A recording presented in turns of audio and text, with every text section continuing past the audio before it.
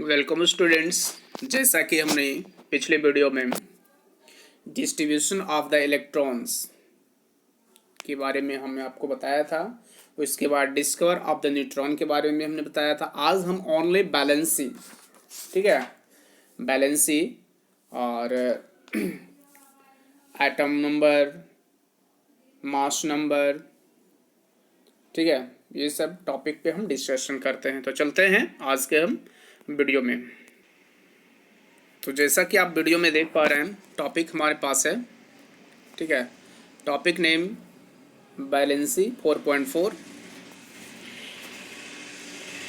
We have learned how the electron in an atom are arranged in the different cell orbit. The electrons present in the outermost shell of an atom are known as the valence electron. जैसा कि इसमें बताया गया है कि हमने पहले ही learn कर चुके हैं कि एटम का डिफरेंट ऑर्बिट जो होता है उसमें इलेक्ट्रॉन किस प्रकार से जो अरेंज होते हैं। तो किसी भी एटम का सबसे जो आउटर मोस्ट सेल्स होता है, ऑर्बिट होता है, उसमें जो इलेक्ट्रॉन जो प्रेजेंट होते हैं उसी को कहा गया है बैलेंस इलेक्ट्रॉन, ठीक है। जैसे कि बताया, from the Bohr very same in the also known that in outermost shell of the atom can accommodated a maximum of 8 electrons. It was observed that in the atoms of elements having a completely filled in the outermost cells, so little chemical activities, in other words, the combing capacity of balance is zero. जैसा कि इसमें बताया गया है कि bore बड़ी scheme से यह जानते हैं कि किसी भी जो है एटम का जो आउटरमोस्ट ऑर्बिट होता है उसमें मैक्सिमम 8 इलेक्ट्रॉन रख सकता है, ठीक है।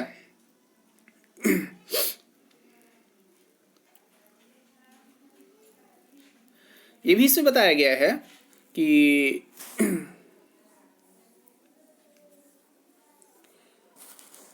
जिन एलिमेंट्स का एटम का जो आउटर मोस्ट सेल पूर्ण रूप से अगर भर जाते हैं तो वे केमिकल रिएक्शन में पार्टिसिपेट नहीं कर सकता है, ठीक है। जैसे यहाँ भी ये भी लिखा है कि in other words their combining capacity of valence is zero of this their inert elements. The helium atoms has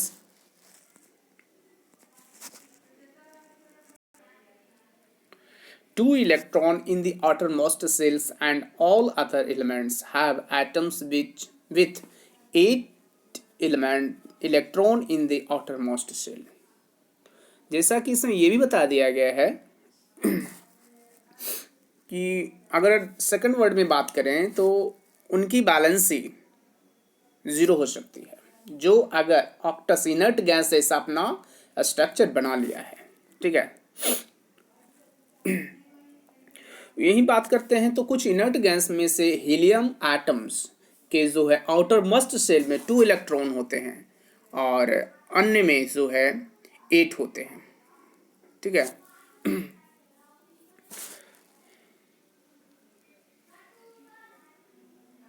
The combining capacity of the atoms of other elements, that is their tendency of react and form molecules with atom of the same or different elements, was thus explained as an attempt to attain in fully filled outermost cell. An outermost cell which had 8 electrons was said to possess on the octet. Atoms will thus react so as to achieve an octet in the outermost cell. This was done by sharing gain or the losing electrons, the number of the electron gaining, lose or share, so as to make the octet to electron in the outermost cell give us the directly the combining capacity of the electron, that is the valency discussed in the previous chapter. For example, hydrogen, lithium, sodium atoms contain 1 electron each of them in the outermost cells. Therefore, each one of them can lose of the electrons, so they are said to have valency of 1. Can you tell what is the valency of magnesium and aluminum? It is 2 and 3 respectively, because magnesium has 2 electrons in the outermost cell and aluminum has 3 electrons in the outermost cell. If the number of the electron in the, जैसे कि इसमें बता दिया गया है कि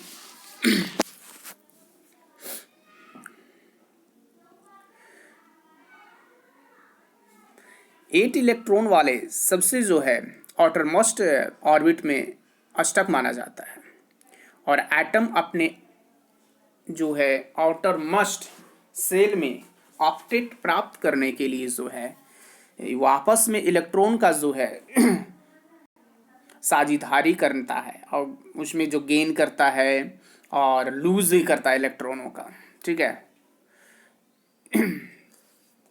जो मैं आपको यहाँ पर बताना चाहता हूँ। तो इसमें यही बातें यहाँ पर डिस्कशन किया हुआ है, ठीक है। तो यहाँ पर आपको एक टेबल दिखाना चाह रहे हैं। टेबल नंबर है 4.1, composition of atoms of the first 18 elements with electronic distribution in the various cells. ये दिस इज बहुत महत्वपूर्ण है। अगर ये आपको कंप्लीट हो जाता है, हमने बताया था एटॉमिक नंबर, यहाँ पर देखिए ये है एलिमेंट का नेम, ये है symbol, atomic number, number of the proton, number of the neutron, number of the electron, distribution of the shells के एलिमेंट, अनबैलेंसिंग। देखो यहाँ पर अगर आप पढ़ लिए तो कोई दिक्कत नहीं होने वाला है, ठीक है। आपको यहाँ पूरा हम डिटेल से समझा भी देंगे। देखो hydrogen, hydrogen symbol of H, atomic number 1। तो इसमें प्रोटॉन कितने होंगे ये भी हम निकालना सिखा देंगे आपको। लेकिन यहाँ पर जो अभी हम सिर्फ बैलेंसिंग की बात करेंगे और इलेक्ट्रॉनिक कन्फिग्रेशन यानी डिस्ट्रीब्यूशन ऑफ द इलेक्ट्रॉन्स की हम बात करेंगे। हीलियम, हीलियम देखिए, helium of the sample is He और एटॉमिक नंबर इज 2। तो देखो इसमें हीलियम का अगर बात करें तो हीलियम का जो है He2 हुआ ना, तो इलेक्ट्रॉनिक कन्फिग्रेशन कितना हुआ, 2 हो गया इसका, बस, ठीक है। उसके बाद हम बात करते हैं लिथियम, ठीक है। लिथियम हमने बताया था, लिथियम Li, लिथियम का जो है एटॉमिक नंबर कितना है, 3 है। तो इसका इलेक्ट्रॉनिक कन्फिग्रेशन 2 and 1, तो बैलेंस इसका कितना हो गया, आउटर मोस्ट में कितने इलेक्ट्रॉन है। तो देखो ये 2 सेल से बना हुआ है, K और L। देखो यहाँ पर आपको दिख पा रहा है लिथियम जो है कितने से बना है, लिथियम का कितना है हमने बताया। तो लिथियम के सामने आप देखते चले जाइए, देखते चले जाइए, देखते चले जाइए, ठीक है। तो लिथियम का हो गया, फर्स्ट सेल में 2 कंप्लीट है, अब 1 बच जाता है, सेकंड सेल को प्रोवाइड कर दिया, ठीक है। तो लास्ट में लिथियम Li, ठीक है। तो लिथियम Li है, तो इसका इलेक्ट्रॉनिक कन्फिग्रेशन कितना हो गया, 2 और 1। तो आउटर मोस्ट में कितना इलेक्ट्रॉन, 1। तो वैलेंसी कितना, तो इसका बैलेंसी जो हो जाता है, ठीक है, बैलेंसी कितना हो गया, 1 हो गया इसका। लिथियम का बैलेंसी कितना है, 1 हो गया, ठीक है। इसी तरह से हम देखते हैं बेरिलियम, बेरिलियम का कितना, 4 एटॉमिक नंबर। तो इसका इलेक्ट्रॉनिक कन्फिग्रेशन देखो, एटॉमिक नंबर 4 है ना, तो इलेक्ट्रॉनिक कन्फिग्रेशन कितना इसका हो जाएगा, 2 और 2 हो गया। इलेक्ट्रॉन आउटर मोस्ट सेल में कितना इलेक्ट्रॉन, तो आउटर मोस्ट में 2 इलेक्ट्रॉन, जो आप यहाँ पर देख सकते हैं, ठीक है। उसी तरह से बोरॉन बी का कितना हो गया, 5, तो 2 and 3, ठीक है। इसका कार्बन का कितना हो गया, 6, तो 6 का कितना, 2 and 4। उसके बाद बात करते हैं नाइट्रोजन, नाइट्रोजन का कितना हो गया, तो नाइट्रोजन का 7 है, तो 2 and 5। हाँ, तो यहाँ पर एक चीज़ ध्यान देने वाली है, हमें याद आ गया, आपको हम बताना चाहते हैं कि नाइट्रोजन नाइट्रोजन का कितना हो गया, 5, एटॉमिक नंबर 5 हो गया, ठीक है। तो electronic configuration 2 and oh sorry भाई मिस हो गया, एटॉमिक नंबर 7 होता है, ठीक है। तो यहाँ पर देखिए 2 and 5 हो गया, 2 and 5। तो अब कहेंगे आउटर मोस्ट में कितने इलेक्ट्रॉन है, यहाँ पर इलेक्ट्रॉन कितने, 5 है, तो बैलेंस कितना होना चाहिए, 5 होना चाहिए। देखिए मैं बताना चाहता हूँ, होता नहीं है, मैं बताना चाहता हूँ सिर्फ, इसके लिए दूसरा नियम लागू होता है। तो देखिए यहाँ पर देखिए, ठीक है, 2 and 5, लेकिन बैलेंसी इसमें कितना दिया हुआ है, 3 दिया हुआ है। भाई कैसे आ गया 3? तो देखो बैलेंसी की अगर हम बात कर रहे हैं, ठीक है, तो बैलेंसी में एक चीज का ध्यान देना बहुत जरूरी है, बहुत ही मायने रखता है कि अगर 4 से ज्यादा आउटर मोस्ट सेल में, अगर 4 से ज्यादा इलेक्ट्रॉन, देखो ये 4 से ज्यादा है ना, ये 4 से क्या है, ज्यादा है, ठीक है, तो 4 से अगर ज्यादा इलेक्ट्रॉन हो जाता है तो उसके लिए बैलेंसी के लिए फार्मूला जो होती है वो दूसरा फार्मूला लागू हो जाता है यहाँ पे, ठीक है, और दूसरा फार्मूला लागू हो जाता है। तो बैलेंसी के लिए इसमें valency is equal to 8 minus outermost shell, ठीक है, ऑस्टस मोटर्स। तो हम आप यहाँ देख पा रहे हैं 8 हो गया, तो बैलेंसी इज इक्वल टू क्या हमने बताया, 8 minus outermost shells of the electron, ठीक है। तो हम यहाँ पर यही चीज देखेंगे कि valency is equal to 8 minus, तो सोडियम का आउटर मोस्ट सेल में कितना इलेक्ट्रॉन है, 5 है, तो -5, तो इज इक्वल टू कितना हो गया, 3। अब देखिए यहाँ पर बैलेंसी कितना, 3 आ गया कि नहीं आ गया। तो इस तरह से जो है आप जो है अगर 4 से ज्यादा आउटर मोस्ट सेल में अगर इलेक्ट्रॉन रहता है तो 8 माइनस 5 करिएगा तो बैलेंसी आपका फाइंड हो जाएगा। ठीक है, समझ में आ गई कि नहीं? चलिए एक दो और बता देते हैं हम, ठीक है। आप यहां पर देखिएगा, हम बताने जा रहे हैं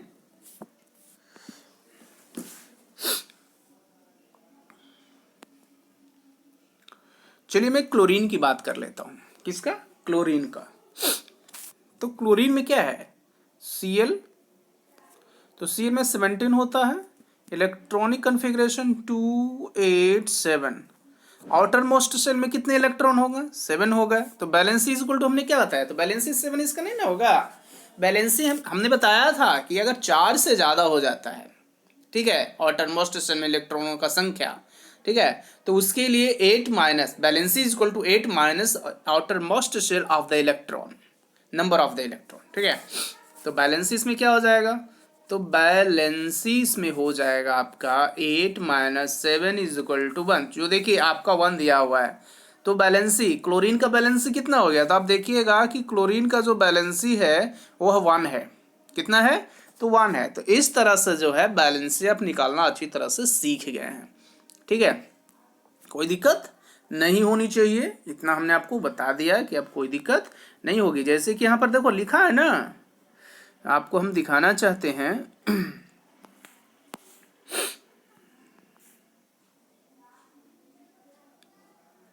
1 मिनट। तो इस तरह से जो है यहाँ पर देखिए लिख दिया है कि, ठीक है, कि fluorine to gain 1 electron instead the losing 7 electron, ठीक है, hence its valence is determined in the subtracting 7 electrons from the octet in this given you valence of 1 of the fluorine। जैसा कि इसमें हमने बताया कि फ्लोरीन जो होता है, एटॉमिक नंबर कितना होता है फ्लोरीन का, तो फ्लोरीन का एटॉमिक नंबर होती है, ठीक है, एफ का होता है 9, इस इलेक्ट्रॉनिक कॉन्फ़िगरेशन 2 and 7। तो वही बात यहाँ पर लिखा हुआ है कि फ्लोरीन टू गेन 1 इलेक्ट्रॉन, वह एक इलेक्ट्रॉन को क्या करेगा, गेन करेगा ना, तो अपना ऑक्टेट कंप्लीट कर लेगा, ठीक है। ऑक्टेट कंप्लीट करने के बाद हम देखते हैं कि उसका बैलेंस कितना हो जाता है, बैलेंस ही 1 हो जाता है। यही तो यहाँ पर बातें की गई है, ठीक है, कि subtracting 7 electrons from the octet in this gives you have the balance of 1 of the fluorine। Balance can be calculated in the similar manner to oxygen। What is the valence of oxygen that you get from is the calculation। Therefore an atom is the element has the definite combining capacity। Calculate its balance of this first 18 element given the last column of the 4.1। तो this is important, बहुत ही महत्वपूर्ण table है, इसलिए table में जितने elements दिए हुए हैं आपको याद रखना होगा। याद रखते हैं तो आपको एग्जाम में यानी कोई प्रॉब्लम्स नहीं होनी है, ठीक है। इसलिए आप अच्छी तरह से इसे जो है याद कर लें, ठीक है, इससे कोई आपको दिक्कत नहीं होगी।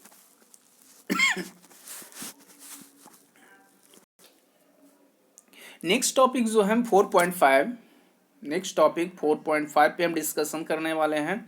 जैसे कि यहाँ पर देख पा रहे हैं atomic number and mass number. Atomic number और मास नंबर हम जानेंगे कि क्या होता है एटॉमिक नंबर और क्या होता है मास नंबर। ठीक है, तो चलते हैं इस पे हम डिस्कशन करते हैं। तो जैसा कि आप फर्स्ट टॉपिक आपके पास आ गया है 4.5.1 एटॉमिक नंबर। तो एटॉमिक नंबर के बारे में हम जानते हैं। We know that protons are present in the nucleus of the atom. It is the number of protons of an atom which determines its atomic number. It is denoted by Z, capital Z. All atoms of the element have the same atomic number, Z. In the fact, elements are defined by the number of the proton they possess. For hydrogen, Z is equal to 1 because in hydrogen atom only one proton is present in the nucleus. Similarly, for carbon, Z is equal to 6. Therefore, in the atomic number is defined is the total number of the protons present in the nucleus of the atom.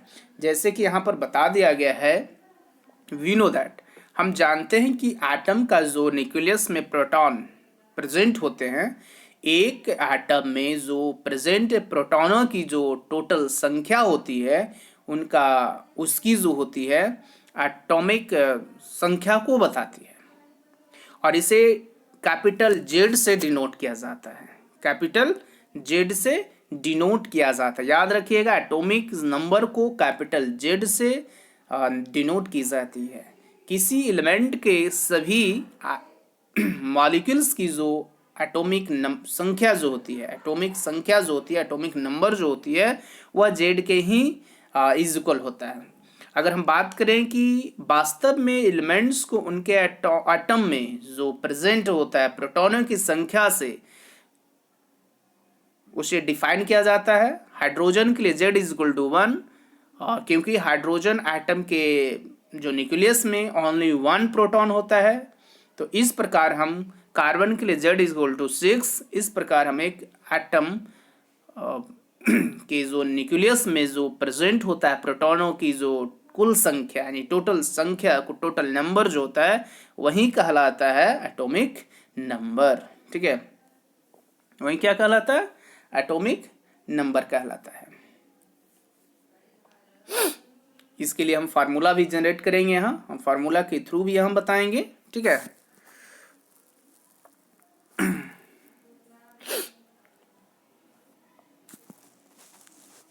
उसके बाद हम देखते हैं हमारे पास,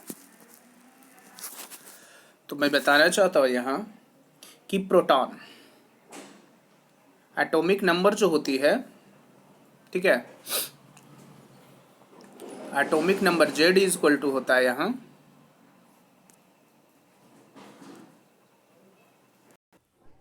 तो atomic number Z, तो Z is equal to होता है P is equal to E। यानी एटॉमिक नंबर जो होता है वह प्रोटॉन और इलेक्ट्रॉन का क्या होता है आपस में इज इक्वल होता है। याद रखिएगा, ये फार्मूला है। आपको प्रश्न आ सकता है ऐसे कि कोई अगर एलिमेंट्स है तो इसका एटॉमिक नंबर 5 है, ठीक है, तो उसमें प्रोटॉन कितने हैं, तो आपको बताना हो प्रोटॉन भी 5 होगा, इलेक्ट्रॉन भी कितने होंगे 5 होगा। ठीक है,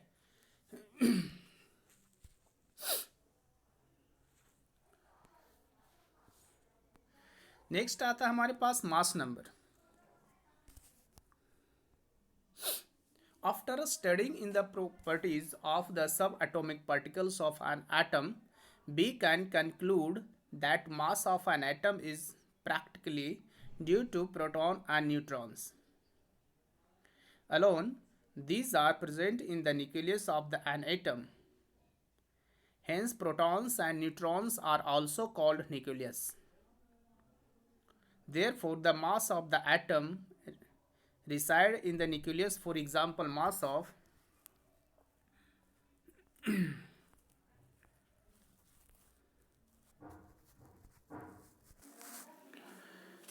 of carbon is 12U because it has 6 protons and 6 neutrons. ठीक है, तो 6U plus 6U is equal to 12U. Similarly, The mass of the aluminum is 27 U. So 13 protons plus 40 neutrons. The mass number is defined as the sum of the total number of the proton and the neutron present in the nucleus of atom. In the notation of an atom, the atomic number, mass number and symbol of the element are to be written as. देखो एक चीज तो याद रखना आपको होगा, ठीक है, कि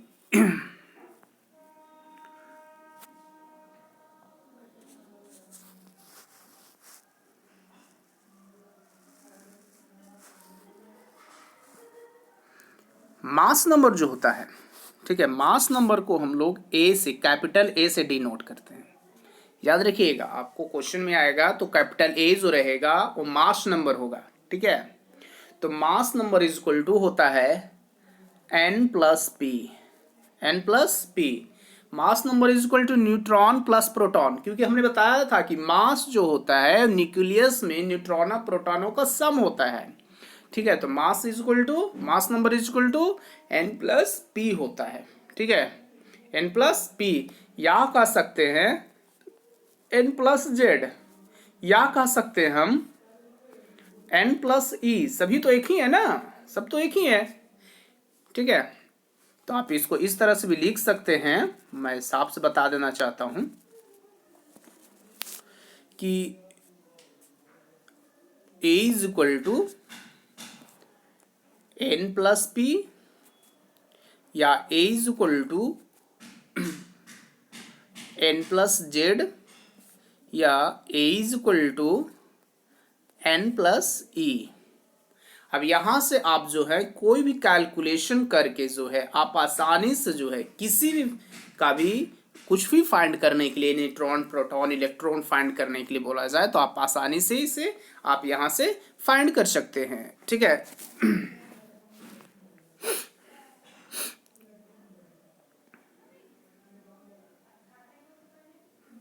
अब यहां पर एक चीजें बता दिया गया है, जैसा कि आप यहां पर देख पा रहे हैं कि atomic number, mass number and symbol of this element are. अब यहां पर मास नंबर, एटॉमिक नंबर, यहां पर देखिए एक चीज लिखा गया है element, symbol of element, mass number and atomic number. Suppose that हम यहां पर आपको बताना चाहते हैं कि कैसे इसको डिनोट किया जाता है। तो सपोज दैट मैं यहां पर क्लोरीन को लिखता हूं Cl। देखो Cl क्या हो गया, यहां पर सिंबल ऑफ द एलिमेंट हो गया। अब मास नंबर बताया गया, तो मास नंबर इसका कितना हो गया, 35 हो गया। एटॉमिक नंबर 17 हो गया, ठीक है। तो ये भी लिखते हैं, इस तरह से भी लिखा जाता है, ठीक है। या कहीं कहीं आपको मिलेगा मास नंबर वहां लिखा गया है तो यहां पर आपको एटॉमिक नंबर लिखा हुआ दिखेगा, ठीक है। तो उससे कोई दिक्कत नहीं होती है, सब वही होता है, ठीक है। जैसे यहाँ पर एक एग्जाम्पल भी दे दिया गया है, नाइट्रोजन के साथ दिया गया है। For example is the nitrogen return 14(7N)। यानी अगर इस तरह से लिखा हुआ है तो आपको समझ लेना चाहिए नाइट्रोजन है, नाइट्रोजन का एटॉमिक नंबर 7 है और मास नंबर कितना है, 14 है। कितना है, 14 है।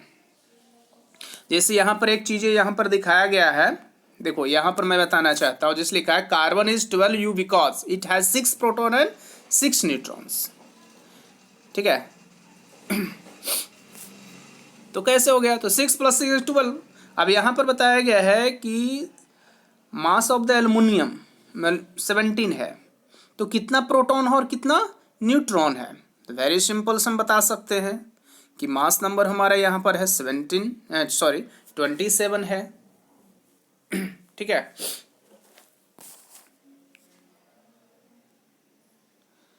यहाँ पर कितना दिया हुआ है, 27 दिया हुआ है एल्युमिनियम का। तो ये भी हम देखते हैं कि एल्युमिनियम का एटॉमिक नंबर कितना है, 13 है।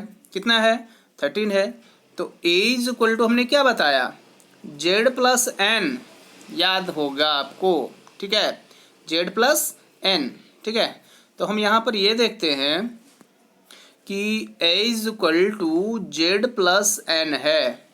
तो A हमारा कितना था, 27 था।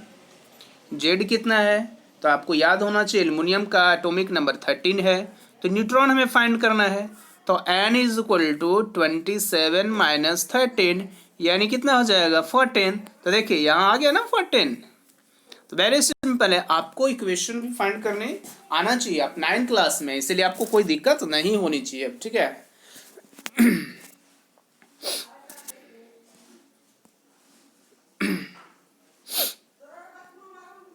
देखिए आपके वीडियो स्क्रीन पर कुछ क्वेश्चन अब आ गए हैं, बुक के ही क्वेश्चंस हैं, जिसमें इसमें लिखा हुआ है if number of electron in an atom is 8 and number of proton is also 8, then first option what is the atomic number of the atom and second what is the charge of the atom। Very simple, इसमें बोला गया है यदि किसी atom में इलेक्ट्रॉनों की संख्या 8 है और प्रोटॉनों की भी संख्या 8 है, तब इसमें बोला ऑप्शन ए में कि एटम के परमाणु संख्या क्या होगी, एटॉमिक नंबर क्या होगी। तो वेरी सिंपल, अभी हमने जस्ट बताया ना कि Z is equal to P is equal to E, ठीक है। अभी हमने जस्ट बताया आपको, इस चीज को याद रखना होगा, हमने अभी जस्ट बताया कि Z is equal to P is equal to E. तो इसमें बोला गया है आपको क्वेश्चंस में जैसा कि दिया हुआ number the electron in the atom, electron कितने हैं 8 हैं एंड प्रोटॉन भी कितना 8 है, तो बोला है एटॉमिक नंबर। तो Z पूछा तो Z is equal to 8 is equal to 8, यानी एटॉमिक नंबर भी आपका क्या होगा 8 ही होगा ना, ठीक है। कितना होगा 8 ही होगा। अब यहाँ पर एक चीज़ और आ रही है, सेकंड में बोला गया है यहाँ कि what is the charge of the atom, atom पे चार्ज क्या है वो बोला गया है, ठीक है। तो एक चीज तो आपको ध्यान देना है, what is the charge of the atom, तो एटम पर कितना चार्ज होगा 0 चार्ज होगा, ठीक है। सेकंड पॉइंट में आप सेकंड क्वेश्चन आप देख पा रहे हैं with the help of the table 4.1 find out the mass number of the oxygen and sulphur atom. आपको 4.1 टेबल से देख करके जो है मास नंबर फाइंड करना है, किसका, आपका ऑक्सीजन और सल्फर का फाइंड करना है। तो वेरी सिंपल से इसे आप आई होप आप अच्छी तरह से बना भी लेंगे, ठीक है, क्योंकि इतना आप समझ गए हैं कि आपको कोई दिक्कत आगे नहीं होनी चाहिए, ठीक है। नेक्स्ट टॉपिक पे हम बात करते हैं, हमारे पास टॉपिक्स आ रहा है आइसोटोप्स का। किसका है आइसोटोप्स, ठीक है। आइसोटोप्स क्या होता है ये भी हम बात करेंगे यहाँ पे। तो हमारे पास जो टॉपिक्स है वह आइसोटोप्स का है, ठीक है। लिखा हुआ in nature atom number of the atom of the some elements have been identified which have the same atomic number but different mass number. For example take the case of the hydrogen atom, it has 3 atomic species.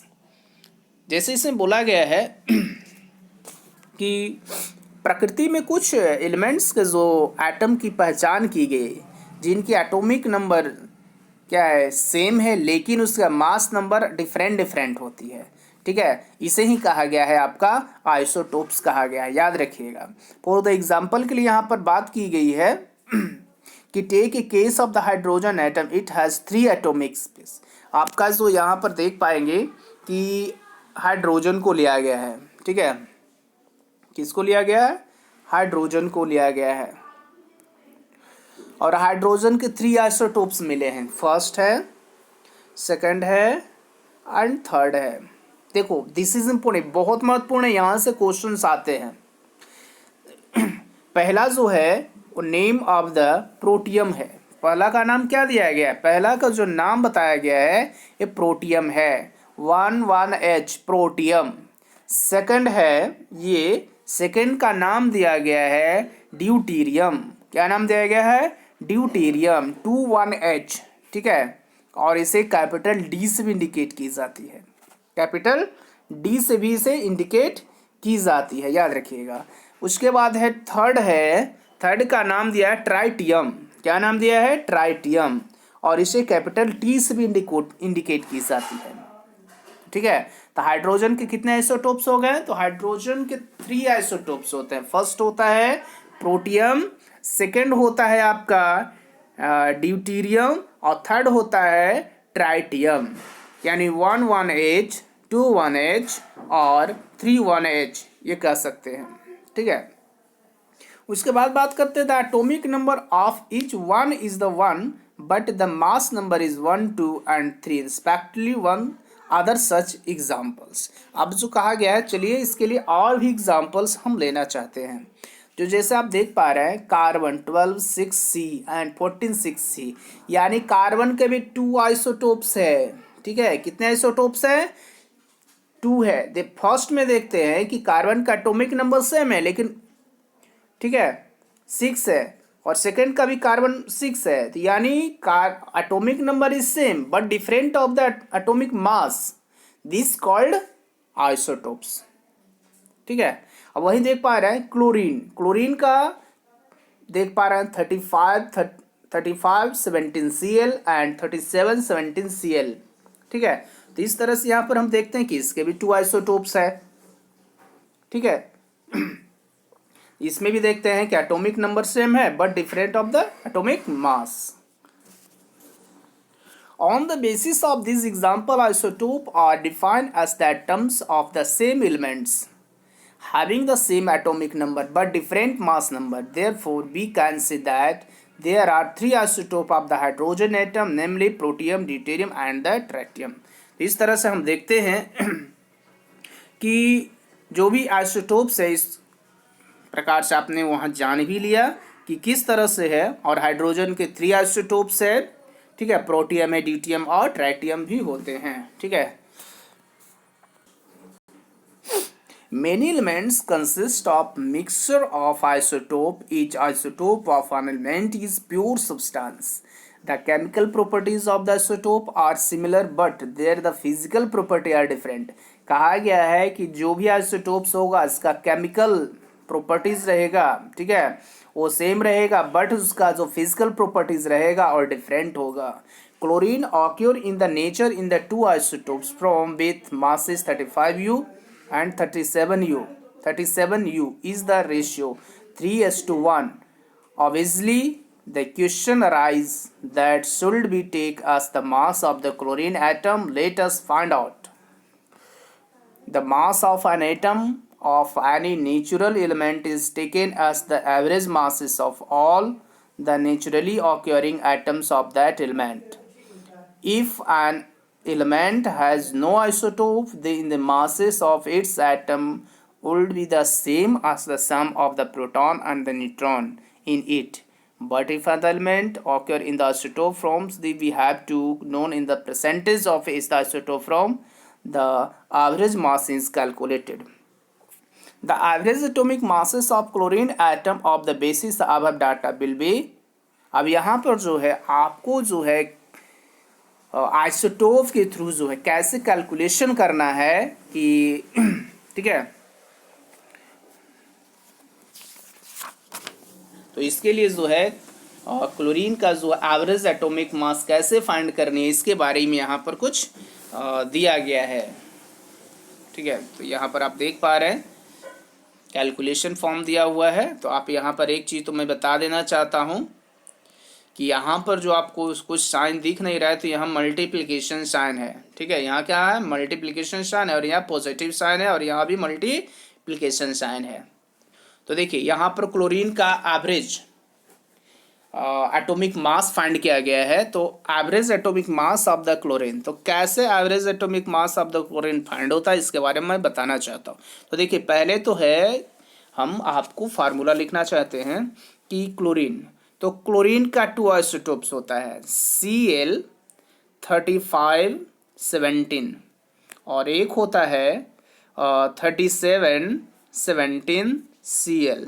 ठीक है, तो आप दो यहाँ पर isotopes chlorine के देख पा रहे हैं। तो देखिए यहाँ पर फर्स्ट एटॉमिक मास है, यहाँ पर क्या फर्स्ट है और यहाँ पर सेकंड है। तो जनरली जो है इसे जो है हम, ठीक है, इसे जो है हम फार्मूला के अकॉर्डिंग भी सेट कर सकते हैं। इसमें वो भी कैसे होता है वो भी मैं आपको यहाँ पर बताने वाले हैं। तो देखिए इसमें कैलकुलेशन करने के लिए 35 first atomic mass into 75 upon 100 plus second atomic mass 37 into 25 upon 100, ये वाला पोर्शन को आप देख पा रहे हैं। ठीक है, अब यहाँ से कैलकुलेशन की जाएगी। कैलकुलेशन आपको किस तरह से करना आपको पता होना चाहिए। ठीक है, तो हम देखते हैं कि ये कितना से 100 कितने से कैंसिल हो रहा है, 4 से। तो यहाँ हम 25 का रिश लिए कॉमन, तो ये कितना हो गया 3, ठीक है। और ये कितना से हो गया 4 से हो गया, यानी 35 इंटू अगर हम 3 करते हैं तो 105 हो गया अपॉन 4, और 37 अपॉन 4, तो 4 ऑफ द एलसीएम इज 4, ठीक है। यहाँ पर जो है प्लस का साइन है, यहाँ पर इज इक्वल टू का साइन है, तो 142 अपॉन 4। तो जब हम इसको डिवाइड करेंगे, ठीक है, तो 35.5 यू हमारा कैलकुलेशन होकर यहाँ पर आ रहा है, ठीक है। तो ये average atomic mass of the chlorine का यहाँ पर शो किया गया है, ठीक है। अब हम बात करेंगे नेक्स्ट टॉपिक हमारे पास जो आ रहे हैं, ठीक है, वो क्या है, मैं उस पर भी डिस्कशन अभी हम करने वाले हैं। एप्लीकेशंस का है, जैसा कि यहाँ पर लिखा हुआ है एप्लीकेशन, यानी आइसोटोप्स का यूजेस कहाँ पर हो रही है, ये यहाँ पर डिस्कशन करेंगे हम, ठीक है। तो जैसे इसमें लिखा है, since the chemical properties of all the isotopes of an element are the same, normally we are not concentrated award taking mixture, but some isotope have a special properties which find them useful in various field. Some of them are, यानी यहाँ पर बताया गया है, ठीक है, कि कुछ ऐसा आइसोटोप के जो है केमिकल प्रॉपर्टीज़ की हम बात करेंगे जिनका उपयोग जो है, यूजेस जो है, और डिफरेंट फील्ड में हो रहे हैं, ठीक है। वो कहाँ कहाँ हो रहे हैं इसके बारे में यहाँ पर हम पॉइंट वाइज पॉइंट डिस्कशन करेंगे। फर्स्ट पॉइंट में आप देख पा रहे हैं, an isotope of uranium is used as the fuel is nuclear reactors। यहाँ पर यूरेनियम के एक जो है आइसोटोप का यूज करके जो है आपका एटॉमिक रिएक्टर में इसमें फ्यूल के रूप में इस्तेमाल किया जाता है। सेकंड में आप देख पा रहे हैं, N isotope of cobalt is use of the treatment of cancer. Cancer के जो है ट्रीटमेंट में कोबाल्ट के जो है आइसोटोप्स का यूज किया जाता है। थर्ड पॉइंट में आप देख पा रहे हैं, N isotope of the iodine use in the treatment of goitre, यानी ग्वाइटर जो बीमारी होती है जिसको हम लोग घेघा रोग के नाम से भी जानते हैं, ठीक है। तो ग्वाइटर रोग के इलाज में आयोडीन के आइसोटोप्स का यूज किया जाता है। तो इस तरह से आपने जाना कि यूज ऑफ द आइसोटोप्स, कहाँ कहाँ आइसोटोप्स का यूज होता है, दिस इज इम्पोर्टेंट, ठीक है। नेक्स्ट टॉपिक हमारे पास जो है वो है आइसोबार्स का। किसका है? आइसोबार। जैसा कि आप टॉपिक देख पा रहे हैं 4.1 आइसोबार्स, इसको हिंदी में संभारिक कहा जाता है। आपको आइसोबार्स याद रखना है। Let us consider two elements, calcium atomic number 20 and argon atomic number 18. The number of the electron in these atoms is different, but in the mass number of both in these elements is 40. That is the total number of the nucleus is the same in atoms of this pair of the element. Atom is different elements with different atomic numbers which have the same mass number are the known as isobar. देखो isotopes का same just opposite होता है isobar.